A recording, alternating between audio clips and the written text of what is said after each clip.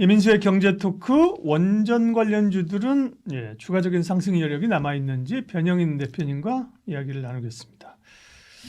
원전 그동안 사실은 이제 트럼프 노이즈를 피해갈 수 있는 게 조선 방산이 그래서 제일 썼었는데 원전 관련주를 최근 부각되면서 두산 에너빌리티를 필두로 해서 관심이 많고 그리고 뭐 미국 때도 보니까 뭐 원전 관련주들 막 엄청 막 요즘 날아가요, 그죠? 네, 그렇습니다. 우리로서는 어쨌든 체코 원전 얘기 그죠? 네. 요거 어떻게 되는지 좀 먼저 얘기해 주세요. 네. 우선 아시는 것처럼 체코 원전 본계약 체결이 좀 재차 좀 지연이 됐다가 최근에 나왔던 부분들이 프랑스 전력공사의 이의제기 반독점 사무소에서 좀 기각이 좀 됐고요. 지방법원에 이제 가처분을 다시 신청하면서 이 부분이 인용돼 가지고 본계약 체결이 일시적으로 좀 보류가 좀 된 상태입니다.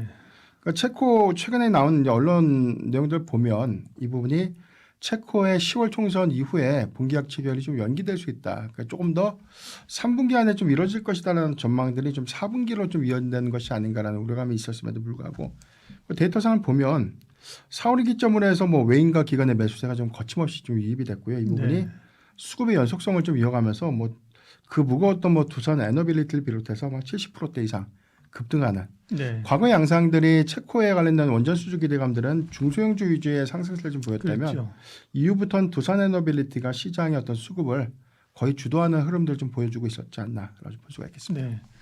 미국은 어떻게 되는 거예요? 미국도 이제 SMR이나 결국 이제 트럼프 행정부가 원전에 대한 기대감을 올라오면서 강하게 가는 건데요. 근데 미국과 글로벌 상황은요? 네. 일단 우리가 글로벌 원전 정책이 확정될 것이다라는 부분들은 재차 좀 전망으로만 좀 인식을 하고 있었는데 이 부분이 뭐 미국도 마찬가지고 그리고 유럽을 중심으로 해서도 지금 탈원전 기조가 좀 명확하게 선회되는 움직임이 좀 감지가 되고 있는데 최근에 트럼프 대통령이 4건의 원전 관련해서 이제 행정명령을 이제 서명을 했습니다. 그래서 2050년도까지 현재 이제 100기가와트시 규모의 원전 발전용이나 400기가와트시까지 4배를 좀 확대하겠다라고 좀 발표를 했고요.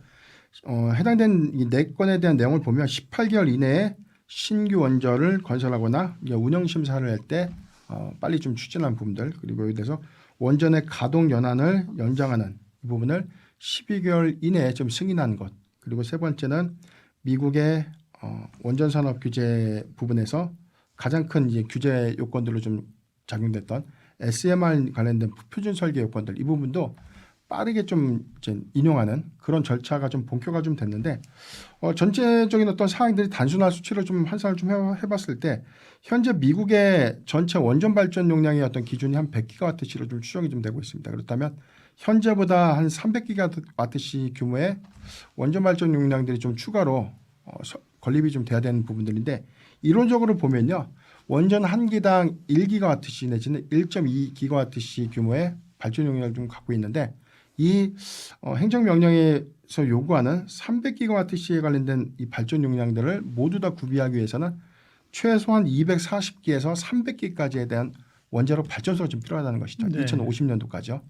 그런데 이제 전체 수치를 감안했을 때 이 부분을 미국 안에서 과연 다 지을 수 있을까? 그러니까 대형 원전 기준에서 안전성에 관련된 위험 요소가 아직까지는 좀 대두가 좀 되고 있는 부분이기 때문에 지금 300기가량에 관련 원전 수요가 있다라고 좀 단정할 수는 없겠지만 2050년도까지에 관련된 원전의 발전 용량을 확장시킨다는 관점에서 우리가 좀 키포인트를 좀 찾아야 될 것 같고 이 부분은 대형 원전보다는 데이터 센터향 SMR 관련된 어떤 이 기수로 점진적으로 좀 늘어날 수 있는 규모들. 그렇다면 지금 500메가와트에서 한 600메가와트급이기 때문에 대형 원전 1.2기가와트시를 좀 우리가 환산해 봤을 때 SMR 한 2개 정도 이렇게 좀 환산될 수 있는 부분이기 때문에 이 부분은 거점별로는 좀 다르겠지만 데이터 센터의 인프라를 좀 구축하는 그런 시설들에 혼합해서 좀 확충될 수 있는 그런 요건들이 구체화가 좀 되지 않을까라고 볼 수 있기 때문에 이번에 뭐 트럼프 행정부의 이 행정명령 발효는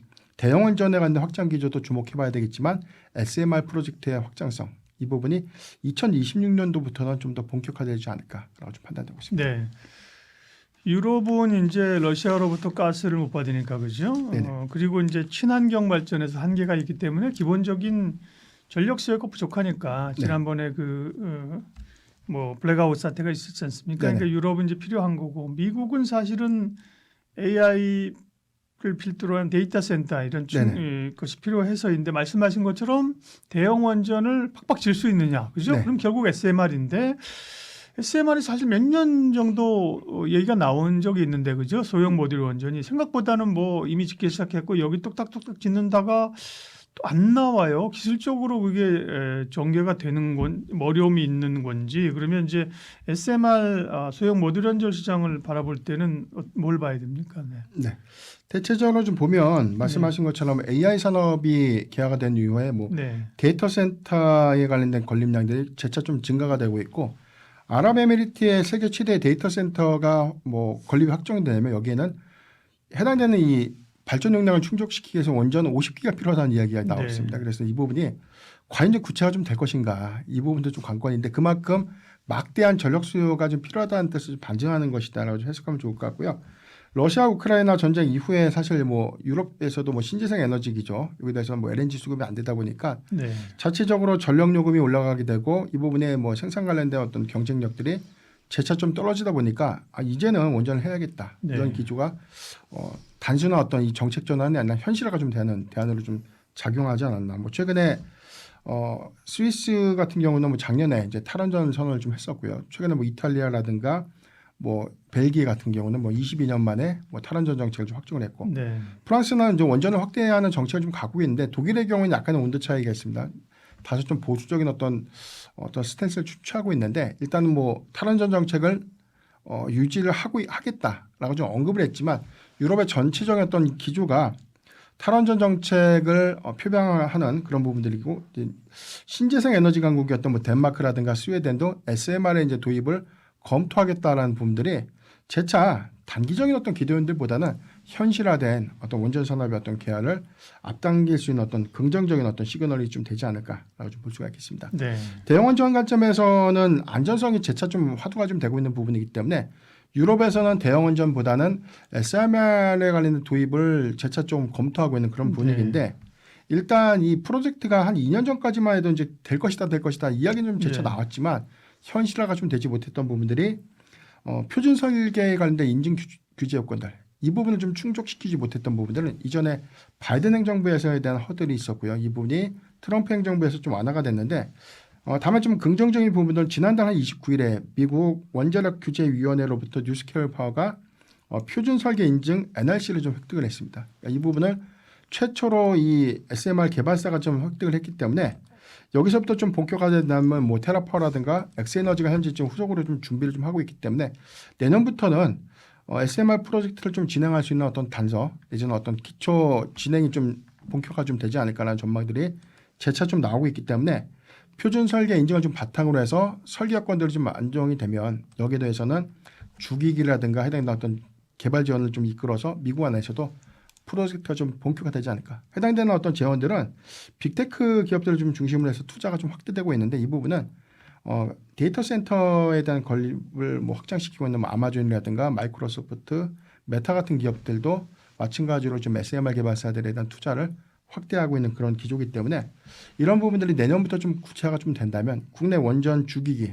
또는 뭐 보조기기 관련된 업체들이 상당수에는 어떤 수혜가 좀 이어질 수 있지 않을까라고 좀 판단하고 있습니다. 네. 이제 우리는 아랍에미레이트 원전을 지은 경력이 있고 그죠.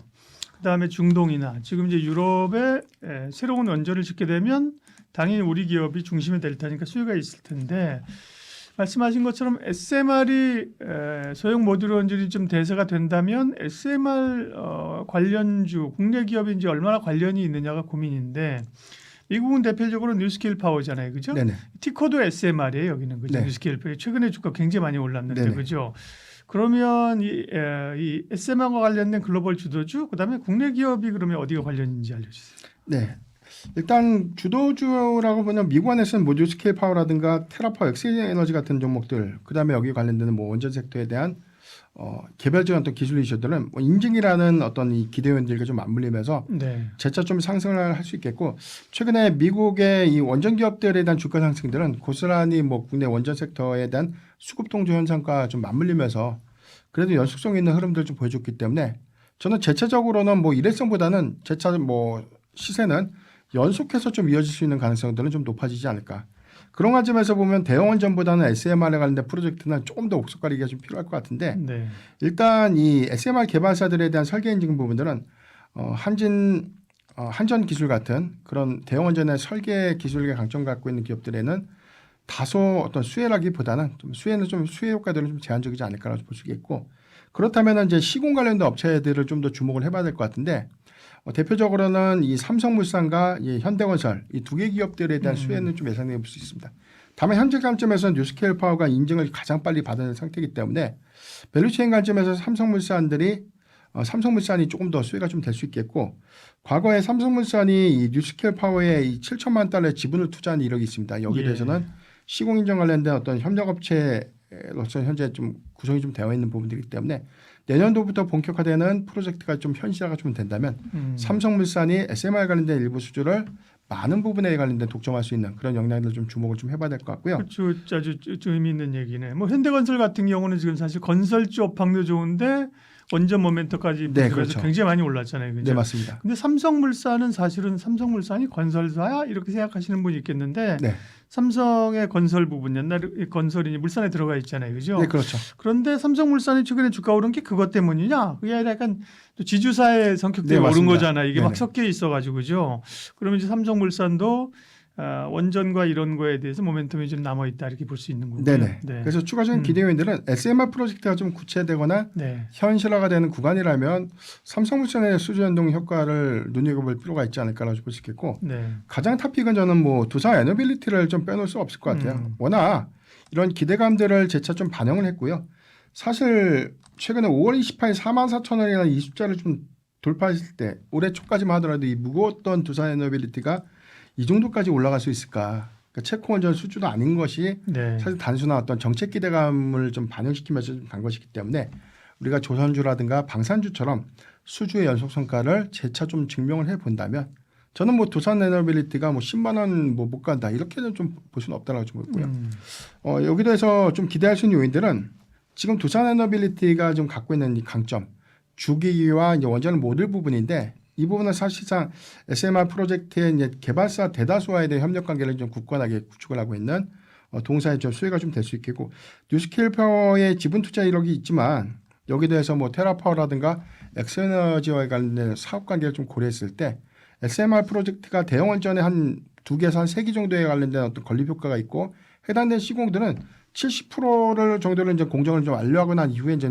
이전에서 설치하는 효과들이기 때문에 두산 에너빌리티가 강점을 좀 갖고 있는 부분들은 여기서 재차 대형 원전 부분보다 SMR에 관련된 확장성을 고려했을 때 더욱더 좀 기대 요인들이 될 수 있지 않을까. 여기서 뭐 부과한다면 추가적인 어떤 전력 수급의 화두가 좀 될 수 있는 부분을 열 병합 발전소 부분인데 여기에 대해서 대형 가스터빈의 어떤 이 하반기 쇼티지를 감안했을 때 후발주자였던 두산 에너빌리티가 가스터빈에 관련된 매출 포지션도 크게 상향시킬 수 있는데 1분기 기점에서 한 1조 원대 수장을 좀 기록하고 있기 때문에 지금 뭐 2030년도까지 한 100기를 좀 목표로 하고 있다고 합니다. 그렇다면은 매출 규모가 한 15조 정도 더 증가될 수 있는 요인이기 때문에 이런 부분에 관련된 외형 가치도 이 외형 가치 확장도 우리가 좀 주목해봐야 되지 않을까라고 좀 판단하고 있습니다. 원전은 뭐 사실 이번에만 시장에 관심을 가졌던 건 아니고 이전에도 원전 관련주 관심이 있었고 주가가 오른 적이 있습니다. 네. 그런데 약간 좀 양상이 다른 거는 그 전에 이제 원전을 수출한다고 하면 그 뭐 한전기술, 한전 KPS, 이 한전 브라더스 그죠? 네, 거기가 그렇습니다. 1차적으로 움직이고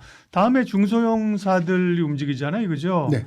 근데 이 중소형사 중에서 이번에 BHI는 좀 올랐군요. BHI는 올랐는데 우리가 알고 있는 뭐 보성 파워텍이라든지 뭐 우진 뭐 이런 기업들은 또 못 올랐어요, 그죠? 네. 그러니까 원전주 안에서도 이전처럼 투자하는 게 아니라 방식이 좀 달라졌습니다. 결국은 지금 두산 에너빌리티나 건설주나 이런 뭔가 좀 대형주 중심으로 그럼 가는 건가요? 현재 그런 정책 기대감은 대형주 중심으로 좀 반영을 네. 시켰는데 만약에 이제 수주가 구체화가 좀 있으면, 되고 내년부터 SMR 프로젝트에 관련된 밸류체인 좀 구성하면 두산 에너빌리티한 공급체인을 갖고 있는 이 보조기기 업체들도 상당한 좀 수혜가 좀 될 수 있기 때문에 뭐 네. BHI 같은 기업들이라든가 우진엔텍 같은 기업들, 뭐 한신기기 같은 그런 종목들의 네. 경우에는 향후에 어떤 수주 연동 효과 또는 뭐 두산 에너빌리티라든가 어떤 프로젝트를 어떤 주체가 좀 수주했느냐에 따른 어떤 이 개별 요건들이 좀 달라질 수 있기 때문에 예. 이런 부분들은 원전 보조기기 관련 업종들의 낙수 효과로 좀 이어질 수 있는 부분들이기 때문에 저는 뭐 수주는 많이 따오면 따올수록 네. 충분한 어떤 산업재로 좀 이어질 수 있지 않을까라고 좀 판단하고 있습니다. 원전 관련된 얘기했고요. 한국전력 얘기를 좀 추가적으로 할게요. 네. 물론 이제 원전 한국전력이 원전 관련주냐 그러면 뭐 아니다고도 할 수 없고 기라고도 할 수 없는데 그죠. 그것보다는 한국전력은 전체적인 사실 최근에 한 2만 원, 2만 2천 원대 주가 많이 올라왔어요, 그죠.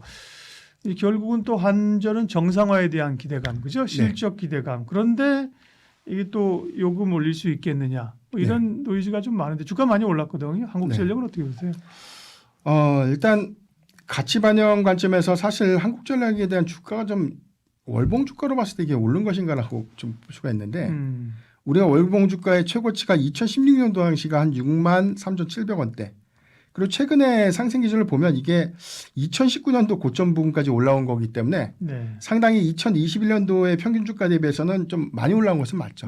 그런데 체감에서 장기 투자를 했는데 한국전력을 뭐 보유했다면 크게 좀 재미를 봤느냐 이런 관점에서는 그래도 장투의 어떤 성과가 좀 미미하지 않나. 다만 좀 리스크인 관점에서 박사님께서 지금 언급했던 전기요금 인상이 지난해 하반기에 한 차례 있었죠. 이 부분에 네. 가정용이 아니라 산업용 전기에서 네. 좀 이루어지면서 이 부분에 대한 이익 개선이 있었고 긍정적인 부분들은 최근 한 1분기 기점에서 유가가 하락하고 있고 그렇죠. 유가 WTI 유가 기준에서 한 배럴당 60달러 초반 기준을 좀 유지하고 있는데 이 부분이 사우디아라비아에 대한 올해 하반기에 증산 계획으로 좀 이어진다면 유가가 한 50달러 중반까지 유지가 된다는 부분들. 네. 이 부분은 원가 개선 관점에서는 적자를 일부 축소할 수 있는 부분들인데 궁극적인 어떤 이익 개선 부분들은 전력 요금의 인상 부분이죠.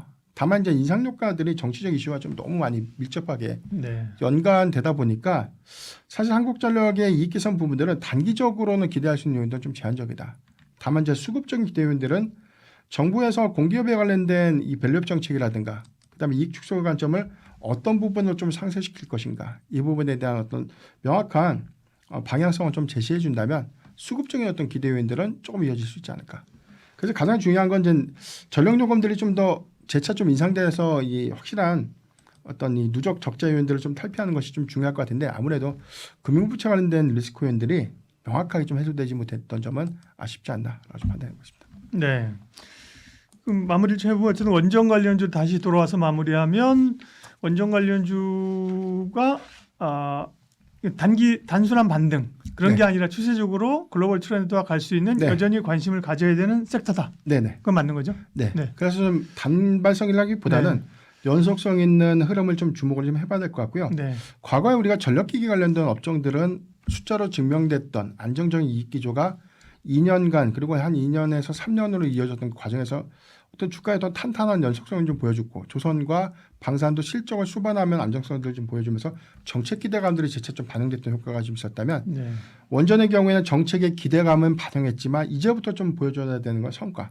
이 부분은 단기적인 어떤 성과보다 앞으로 중장기 우리가 고려해 볼 수 있는 중장기 성과나 뭐 수주 연동 성과 이 부분이 더욱더 좀 중요한 체크 포인트가 좀 되지 않나라고 좀 표현되어 있습니다. 네, 기업공시연구소 변영인 대표님과 함께했습니다. 고맙습니다.